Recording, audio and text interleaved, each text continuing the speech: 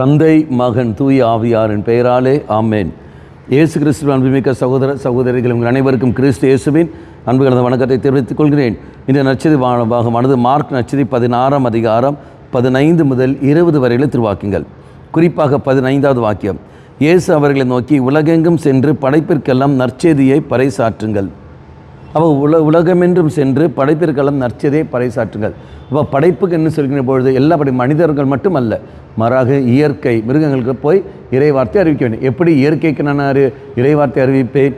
இதோ அந்த இயற்கையை பாதுகாப்பதன் வழியாக, மிருகங்களுக்கோ அதை பேணி வளர்ப்பதன் வழியாக, நம் வீட்டில் வளர்கிற செல்ல பிராணிகள் அதுக்கு முக்கியத்துவம் கொடுப்பதும், அது இல்லாமல் மற்ற காரியங்கள் தொந்தரவு செய்யாமல், மற்ற மிருகங்களை தொந்தரவு செய்யாமல் நாம் இருப்பதும், இதெல்லாம் பார்க்கணும். அப்போ நம்முடைய வாழ்க்கை ஒரு நற்செய்தியாக மாறுவதற்கு வேண்டிய காரியம் நாம் செய்ய வேண்டும். படைப்பிற்கெல்லாமே நற்செய்தி தெய்வம் அறிவிக்கின்றார். அப்படி என்றால் அறிவிக்க வேண்டும் என்றால் நான் அதுக்கேற்ற ஒரு வாழ்க்கை வாழ்ந்தாலே போதும்.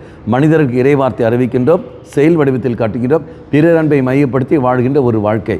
அதே மாதிரி எவ்வாறு மனிதனை அன்பு செய்து அந்த அன்பின் செயலை அந்த அன்பை செயல் வடிவத்தில் கொண்டு வருகிறோமோ, அதே போல் இயற்கையை அழிக்காமல் இயற்கையை வளர்த்தி கொண்டு வருவதற்கும், அதே மாதிரி மிருகங்களுக்கு வேண்டிய நன்மைகள் நம்மளை உதவிகள் அல்லது அதை தொந்தரவு செய்யாமல் இருப்பதும், இது எல்லாமே நாம் என்ன செய்கின்றோம்? நற்செய்தி அறிவிக்கிற நிலையாக வந்திருக்கோம்.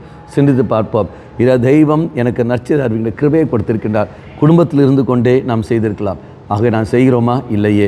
இறைவனிடம் மன்னிப்பு கேட்டு இந்த நாளில் சவேரியாரை போலவே இந்த நாளில் விழாவை கொண்டாடுகிற நான் அதுக்கேற்ற ஒரு வாழ்க்கை வாழ கிருபை தந்தில். அம்மா மாதாவே, தெய்வ மாதாவே, எங்கள் மாதாவே, என் அன்னையே, விசேஷமாக எங்களுக்கு பரிந்து பேசும் என்று சொல்லிக்கொண்டு மன்றடை ஜெபிப்போம்.